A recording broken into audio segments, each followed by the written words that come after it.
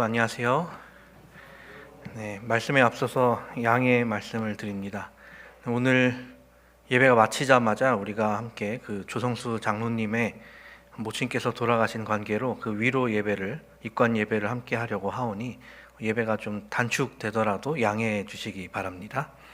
오늘은 우리가 깨끗한 자라는 제목으로 함께 은혜 나누려고 합니다.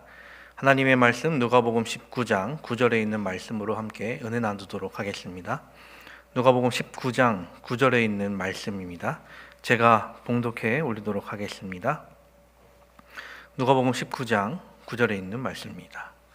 예수께서 이르시되 오늘 구원이 이 집에 이르렀으니 이 사람도 아브라함의 자손이미로다. 아멘. 사람은 누구나 콤플렉스를 가지고 있습니다. 근데 그게 치명적인 경우가 있는가 하면 어떤 사람에게는 이 콤플렉스가 없다고 느껴지지 않을 정도의 사람도 있죠. 우리가 살아가는 지금 시대는 상대방과의 차이를 어느 정도 인정하고 또 상대방을 존중하는 시대에 살고 있죠. 물론 무조건 그렇다고 할 수는 없지만 말입니다. 근데 이게 10년, 20년 더 오래전만 해도 누군가의 작은 신체적 결함이 놀림거리가 되기도 했었습니다. 그런데 이것이 2000년 전이라면 어땠을까요? 아마 더 심하지 않았을까 생각해 봅니다. 그런 사회에서 살아가는 한 사람이 있습니다.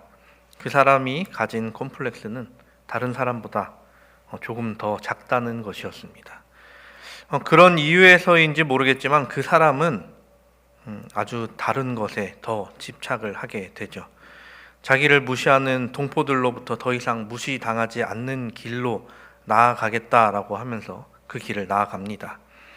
가장 효과적인 것을 생각해 봤을 때 아마 그것이 돈이지 아니었을까 생각해 봅니다.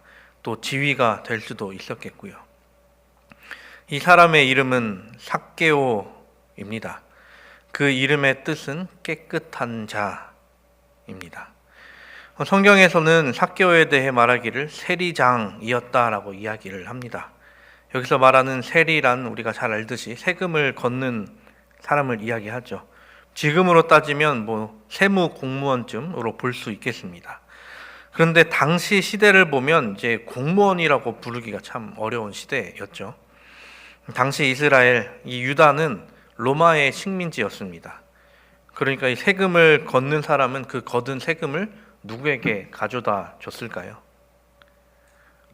자기의 나라를, 그 유대를 식민지로 삼은 이 로마 황제에게 가져다 줘야 했던 것입니다. 우리나라로 따지면 일제강점기 시절 같은 동포들로부터 돈을 받아 일본 황실의 배를 채워줬다는 것이었습니다. 어떻게 보면 민족의 원수와 붙어먹는 사람을 누가 좋아할 수 있었겠습니까? 그뿐만이 아니었습니다. 이 세리들에게는 임금이 당시에는 지급되지 않았다라고 이야기를 합니다. 지급이 되더라도 아주 적은 금액이었다고 하죠.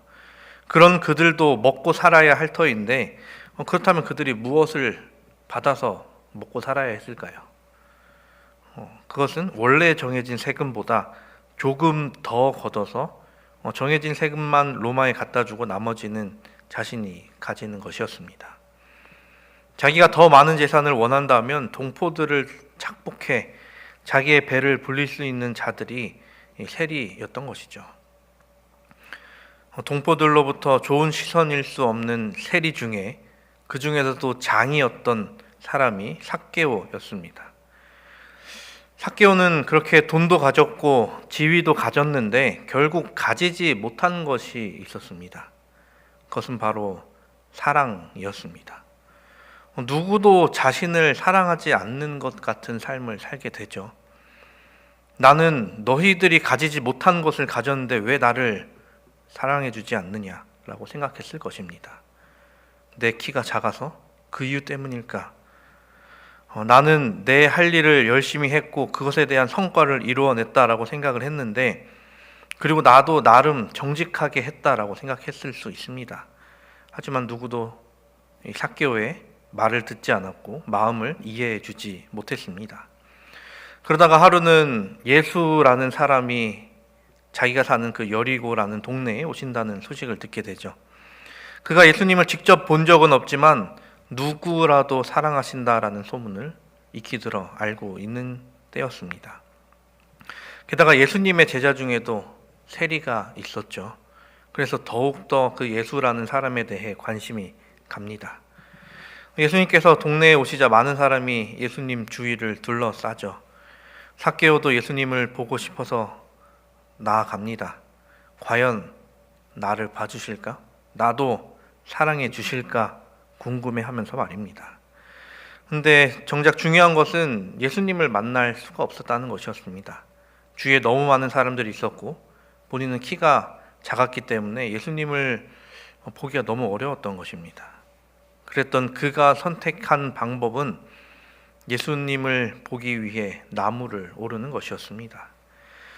다 큰 어른이, 그리고 세리장이라고 불릴 만큼 어떻게 보면 지위를 가진 사람이 예수님을 보기 위해 나무를 오르는 일이 과연 쉬운 일일까요?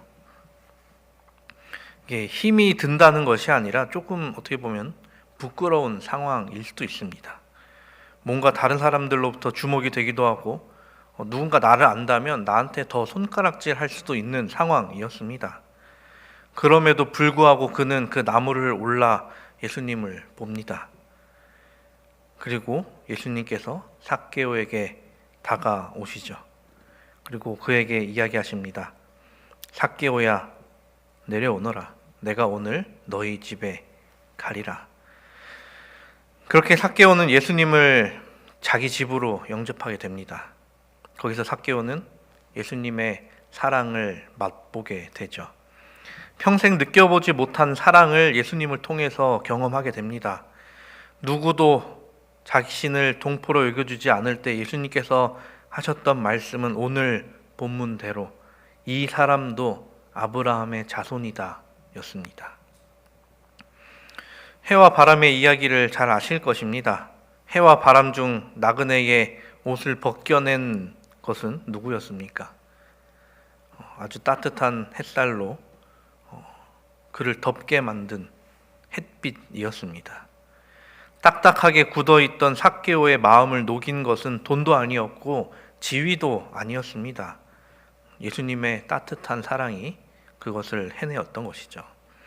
그렇게 삭개오는 완전히 다른 사람으로 변하게 되었습니다. 구원받은 한 사람이 되었던 것이죠. 시대소망 556페이지는 이렇게 이야기합니다. 사람이 그리스도를 개인의 구주로 영접할 때 구원이 그 영혼에게 이른다. 삭개오는 그리스도를 그저 지나가는 손님처럼 그의 집에 영접한 것이 아니라 영혼의 성전에 거하시는 분으로 영접하였다. 오늘의 말씀을 준비할 때 가장 깊은 영감을 주었던 말씀이었습니다. 그리스도를 영혼의 성전에 거하시는 분으로 영접하였다. 여러분도 예수님의 사랑을 맛보며 살아가게 되기를 간절히 바랍니다. 또 그 사랑을 다른 이들에게 맛보게 해주는 그러한 존재가 또 우리가 되기를 간절히 바랍니다. 우리에게는 한없이 부어주시는 예수님의 사랑이 언제나 가득 찰 것입니다. 그로 인해 구원받은 사람으로 또 따뜻한 사람이 되는 그리스도의 마음을 가지고 살아가는 우리 모두가 되기를 바라며 오늘의 말씀을 줄이도록 하겠습니다. 이 시간 짧게 개인 기도